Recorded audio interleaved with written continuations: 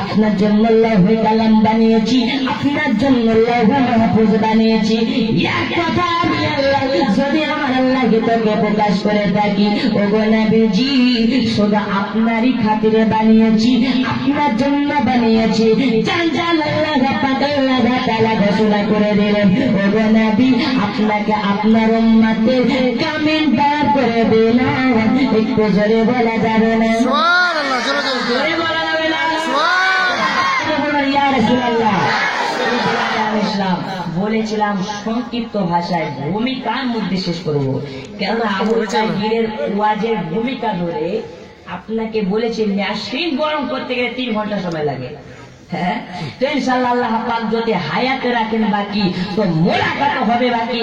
আর আপনাদের জন্য লেটেস্ট গজল থাকলো বাকি, ভোজপুরি সাঁওতালি সব রকমের ভাষায় ইনশাআল্লাহ গজল শোনাবো। কবি বলতেছেন কে দেখুন, গজল বলেন দুটিয়া। না গজল বলবো, 2 কলি গজল বলবো, তারপরে ইনশাআল্লাহ বক্তাকে দিয়ে দেবো। কারণ আপনার বক্তা চলে আসলে আপনার আবু তাহেরের ওয়াজ করা পেশা নাই, একজন মৌলবীর পেশা। আপনার বক্তা আসলে ওয়াজ এমন আপনার ওয়াজে পাগল থাকে যে বক্তাকে বক্তৃতা দেওয়ার জন্য মাইকই ছাড়ে না। তো জাজাকাল্লাহ পাশে যিনি সভাপতি বলে, হুজুর মাইক ছাড়েন, বক্তা এসেছে, তিনাকেও ওয়াজ করার জন্য দিতে হবে, টাইম সংকীর্ণ। জাজাকাল্লাহ মাশাআল্লাহ খাইরাল্লাহ সব বলতেছে, কিন্তু আবার কানে ঢুকছে না, মাইক ছেড়ছে না। রেগে যখন বম হয়ে গেছে, যাই বলি তুমি 1 লাখ করবা না, পেছনের বক্তা পেয়ে দিবা, তখন বুঝতে পারছেন অপমান হয়ে নামলো। তারপরে দিন ডাক্তারের কাছে গেছে, যাওয়ার পরে বলে ভাই ওষুধ দাও। সর্দি না, জ্বর না, কাশি না, পেটে লাগা না, গলা লাগা না, তো কিসের ওষুধ দিব হে? বলে আমার একটা এমন পেশা হয়ে গেছে যে আমি মাইক পেলে মাইকে ছেড়তে পারি না, তো ইয়ার কোন ওষুধ থাকলে দেন। ডাক্তার বলছে একে ওষুধ দিব, তো ভাবনা চিন্তা করে একটা ওষুধ দিল। বলে শোনো, এই ক্যাপসুলটা দিলাম ওয়াজ করার আগে, যখন স্টেজে উঠবে জিহ্বার তলে ভরে নেবে। বললেন 2 ঘন্টা টাইম, 2 ঘন্টা পরে ওষুধটা গলে যাবে, তুমি ভাববা 2 ঘন্টা শেষ, তোমার ওয়াজ করারও টাইম শেষ। এইরকম যে আপনার শীতের টাইমে যে আমরা কোট ব্যবহার করি, ওই কোটের পকেটে বুক পকেটে ভরে নিল, আর তারই একটা কোটের একটা বোতাম বাপ ছিঁড়ে গিয়েছিল, তার আগে আপনার পকেটে ভরা ছিল। ওয়াজ করতে ওঠার সময় ডাক্তারের কথা মনে পড়লো, ক্যাপসুল ভরতে হবে, ট্যাবলেট ভরতে হবে।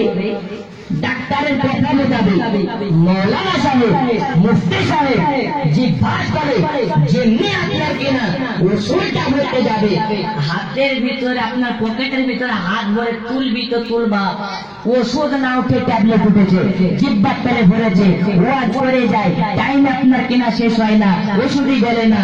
আরে ওষুধ বলবে কি করে, ওষুধই তো ভরেনি, ট্যাবলেট ভরেছে, ওর টাইম শেষ হয়ে গেছে। 2 ঘন্টা চলে যায়, 3 ঘন্টা চলে যায়, মৌলানা বলে জাজাকাল্লাহ, ওর আপনার কিনা খাইর আল্লাহ হয় না, শেষও হয় না। তখন আবার বলে একেবারে টেনে ঘুষে তুমি 1 লাখ করবা, 5-10,000 টাকা বক্তা এনেছি। ওরকম পেশা নাই, বক্তা এসেছেন, তিনাকে দিতে হবে। মেইন উদ্দেশ্য হলো আমরা হলাম আশিকে মুস্তাফা। কি বললাম? আশিকে মুস্তাফা। শোনার থেকে আমল করতে হবে বেশি। আপনি শুনছেন, জানছেন, সব করছেন, আমল যদি না করেন সব বেরকা হয়ে যাবে। একজন কবি লিখতেছেন, এজন্য কে দেখুন,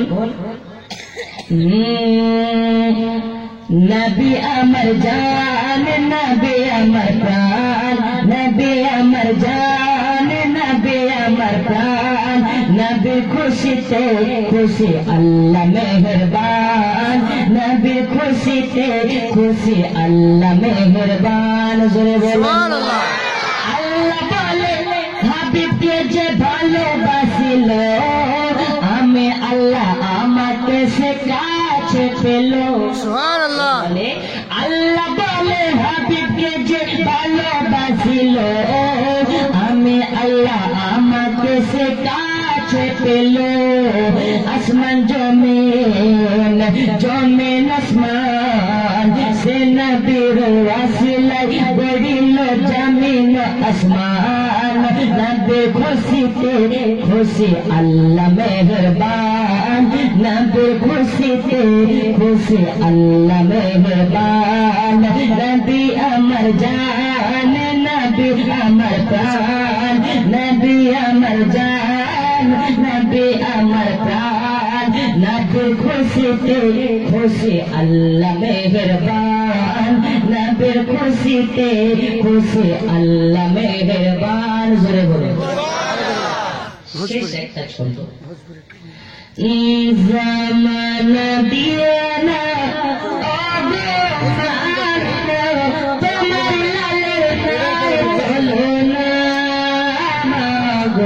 তোমার লালের নাই তুলনা। জোরে বলো আর একটু চিৎকার করে বলুন না সুবহানাল্লাহ। নবীর নবীর জন্ম হলো যেদিন মক্কায়, শুকন গাছে ফুল ফুটিল বড় সাদারা, বড় সাদারা। নবীর একই সারায় গাছে সে সালাম জানায়, নবীর একই সারায় গাছে সে সালাম জানায়। আসমানের চাঁদ যাদের খেলে না গো, তোমার লালের নাই তুলনা তুলনা তুলনা তুলনা। জোরে বলো আর একটু জোরে বলো।